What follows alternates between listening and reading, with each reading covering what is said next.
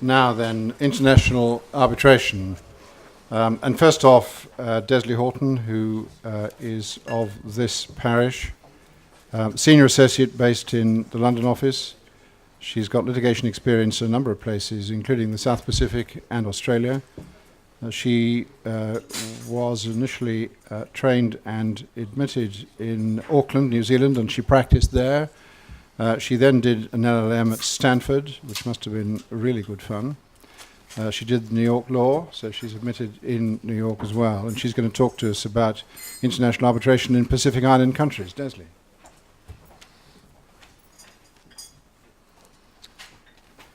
All right, well, thank you very much to the organisers for the opportunity to speak this afternoon. I'm going to be talking about international commercial arbitration in Pacific Island states, and that's a topic that has both personal and professional relevance for me.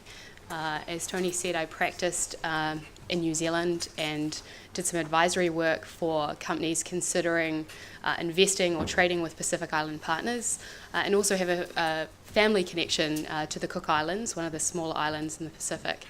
So it's a part of the world that's dear to my heart.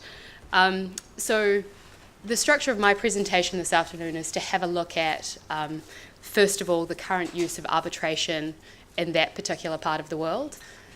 Take a look at the options that parties currently use to resolve commercial disputes, and in particular compare that to arbitration, and then finally consider some of the challenges to the broader use of arbitration or commercial arbitration to resolve disputes in the Pacific Islands.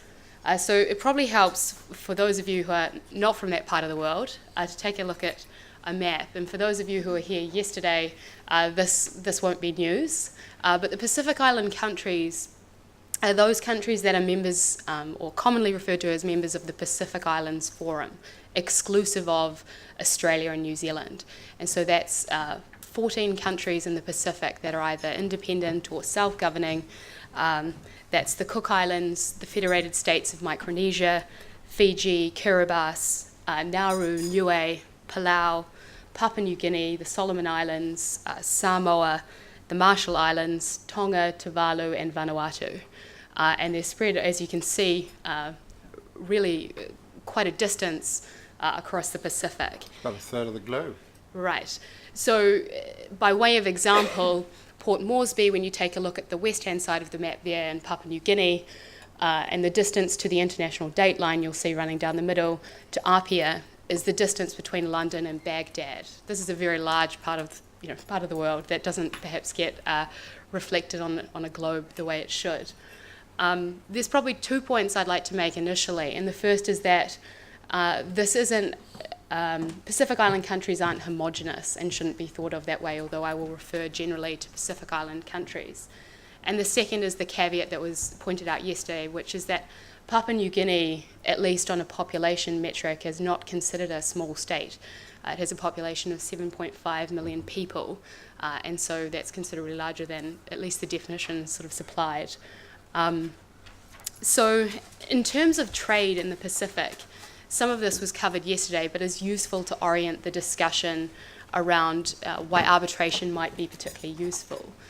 In absolute terms, in 2014, the primary exports that came out of the Pacific region were about $3.97 billion. So that's not a particularly large amount, and that was shared over 90% by Papua New Guinea, Fiji, and the Solomon Islands. Those are exports that go to places like Australia and New Zealand, that go to Asia, and over 40% go to Europe, and that's a figure that's increasing. In terms of intra-regional trade, that's actually not that large, and of that trade, 96% of that trade, Fiji is a counterparty to those particular transactions. But it is an outward-looking region, and I think we heard that yesterday. When European powers started leaving in the 1970s, they bequeathed a legacy of preferential market access arrangements and subsidies. And that's a legacy that the Pacific Islands have been aiming to undo to become more competitive globally. So it's with that backdrop in mind that I'd like to talk about arbitration, because arbitration is used in the Pacific by businesses. There are a number of, well, in fact, alternative dispute resolution mechanisms in the Pacific are not new. They've been around forever, and in particular in countries like Fiji, Papua New Guinea, the Solomon Islands, Vanuatu. In terms of commercial arbitration, there's not a lot of information available to provide statistics on how much arbitration is used commercially. Typically, as it stands now, arbitration is domestic in nature, so between domestic parties. It typically involves a government counterparty, and it occurs following mediation. So often arbitration clauses follow mandatory conciliation or mediation procedures, and they're for very specific types of disputes. So of the three I've listed up there: customary land disputes, particularly in places like Fiji and Papua New Guinea; labour and employment disputes, that occurs in Fiji and Vanuatu for resolving, in particular, disputes where unions are involved, so under the Trade Disputes Act, and for the granting of investment authorization. So typically to invest in a number of countries in the Pacific, and Tonga is one that I'll highlight, you have to apply to get an investment certificate. If you are a foreign investor and your certificate is refused, you have the right to appeal by way of arbitration. That arbitration will be governed by the terms of the UK Arbitration Act 1996. So it is used in certain circumstances, but there are features of these types of arbitrations that, to international commercial arbitration practitioners, though there are some features that would cause some concern. And those are primarily that the courts have a greater role in these types of arbitrations. Frequently, the minister or a government party is the person who gets to appoint the arbitrator. They're in control of setting up the arbitration, if you like. They, particularly in recourse to labour and employment disputes, there is an it's expressly permitted, but in some cases mandatorily permitted, that the arbitrator take into account the interests of the country in which they're arbitrating. So for any kind of trade dispute, the social and economic development of Vanuatu, for example, is something that must be considered in coming to an award. Some of these arbitrations, the results of which can't be challenged for a period of 12 months. These are the sorts of things that would suggest that this doesn't look like arbitration as perhaps international commercial arbitration practitioners would know it.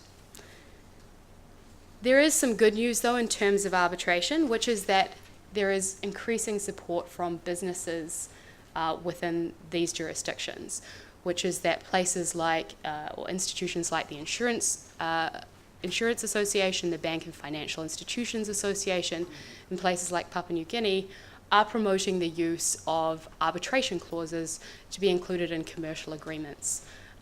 So that's something that's happening. The other development that's taking place is really around, at a government level, signing up to bilateral investment treaties. So Papua New Guinea has 5, Fiji has 1, Tonga has 1, and these include investor-state dispute resolution clauses. We've seen parties signing up to the Exit Convention. So there's 3 countries in the region that have signed up to that: Fiji, Samoa, and just last month, Nauru. And then with respect to the New York Convention, we have the Cook Islands, Fiji, and the Marshall Islands, who are signatories to that convention. So the question we have to ask in looking at the current use of arbitration as well, or promoting arbitration rather in the region, is what do commercial parties use to resolve disputes at the moment? And there are really 3 options. The first of which is domestic litigation. And domestic litigation raises some problems in terms of being attractive to prospective investors, and that is it exposes the risks that are inherent in some of the national judiciaries, and that is national judicial systems rather. And this was discussed a little bit yesterday. There's really two, I think, and one is there are various practices or various issues with the rule of law across the region, in particular relating to the independence of the judiciary and how well those judiciaries function. And second is just the administrative burden that is placed on some of those judiciaries, being able to hear cases in an efficient way, hear them as soon as they arise, and in delivering judgments in a timely and efficient manner. The second option that parties typically pursue, and this is one that I've had experience with, is international litigation. And it's my experience, at least, that when you have counterparties from places like Australia and New Zealand, there's a strong preference for them to carve out the dispute and say, well, if we're going to have a fight over this, you're going to come to New Zealand courts, and that's what's going to happen. And that might be fine for a New Zealand party or an Australian party, but that's less than ideal, certainly for businesses in the Pacific. It can be costly, it can be lengthy, and it obviously gives one party a home state advantage, without wanting to assume that the New Zealand and Australian courts are biased in any way, but it does. There's also uncertainty about whether those judgments will subsequently be enforced should a New Zealand or Australian party take them back to the Pacific Island where they would wish to enforce them. And so that's a real risk in terms of situating litigation outside of the Pacific Islands. And the final option, which I believe Jeff is going to be able to shed further light on, is mediation. And there's really not a lot of information available as to the extent of mediation to resolve commercial disputes in the Pacific between parties based in the Pacific and outside. So why arbitration? Gary's probably touched on a few of these already this morning, but there are really tangible benefits to attracting foreign investors to come to the Pacific Islands, where you can guarantee that there's some kind of predictable legal forum in which to resolve disputes. And these are the ones I think apply particularly to disputes in the Pacific Islands between commercial parties. And that is, first of all, the neutrality of forum, the ability to select your own arbitral tribunal and not have to worry about any kind of national judicial system. Second of all, speed. And that comes back to this idea that there is a burden. For example, in Papua New Guinea alone, there are 10,000 judgments awaiting to be delivered, parties waiting for the resolution of their commercial disputes. I believe there's still some disputes before Vanuatu courts that were filed pre-2001 in relation to customary land. That's an excessively long time to wait for a judgment. Flexibility to choose your own procedural rules, but I think in particular to choose your own substantive law. And again, this varies across the Pacific. And I think the major cause for concern perhaps for investors who are not familiar with the area is the prospect of customary law applying to their particular dispute. Now, customary law is enshrined as part of the law of the land in a number of the constitutions of countries in this area, Kiribati, Samoa, the Solomon Islands, for example. And there have been, you can take a trawl through the case law, a number of cases involving commercial parties which have involved customary law in commercial disputes. So in Papua New Guinea, involving Papua New Guinea, Fiji, the Federated States of Micronesia. And sometimes that's just procedural, but sometimes it is actually substantive. And one of the examples that I came across was an example in Fiji relating to a particular ceremony that had been carried out or taken place between a local business and an Asian counterparty. And there was a particular ceremony that had meaning, which I don't believe, or it wasn't clear from the judgment, that the Asian counterparty had awareness of the importance or significance of. And the dispute was around whether an agreement had been concluded. And it wasn't dispositive in that particular case as to whether the agreement had been concluded, but it was something obviously that didn't occur necessarily to that party when engaging in business there. And I think that's something that if you're an investor standing outside and looking in, that might be a cause for concern. So the ability to choose your own substantive law is important and arbitration provides that flexibility. Expertise, I think this was covered by Gary, the ability to choose someone with specialist knowledge. And finally, enforcement, that you can take this around the world and hopefully that this is an opportunity for Pacific Island states at least to sign up to the New York Convention. You'll notice the controversial exclusion there of what Gary had to say about costs, which is that he talked about that this was less costly for states. Cost is a very heavily contested merit, if you like, of international arbitration, and establishing greater international or commercial arbitration in the region would obviously shift that burden to parties themselves. So whilst it might be better for states, it's not altogether clear whether it would be entirely cost effective for parties themselves. So I just wanted to add that caveat. So some of the challenges, just finally, to establishing commercial arbitration or the greater use of commercial arbitration. First of all, I think it should be acknowledged that there is, most of the countries in the region do have a legal framework for commercial arbitration. It might be an older legal framework. Typically the legislation has been inherited from various countries around the region, typically Australia and New Zealand, and it's bare bones. But there are some areas where it could be overhauled. There are some countries like the Federated States of Micronesia, like Tonga, that don't have an arbitration legislation. And when you compare the existing legal framework in a number of these countries with the UNCITRAL model laws, it demonstrates there's still a little gap towards providing comprehensive arbitration or arbitral legislation. So they typically provide at the moment for greater intervention by the court. Things like an award can be challenged at any point in time in the future. There are no particular time limits. And there are some unique features of various legislation. So for example, in the Samoan legislation, if one of the parties alleges that there has been fraud, that can be taken to the court, and the court will then seize the dispute themselves, and there won't be, the arbitration won't continue essentially. So that could be a tool for at least one of the parties to try and get out of an arbitration and get it before a domestic court. The second is the familiarity of both the judiciary and the legal community with arbitral practice and procedure. And I think obviously the judiciary or the judicial system needs to play a support role in two particular areas, which again, there have been various experiences in the courts across the region.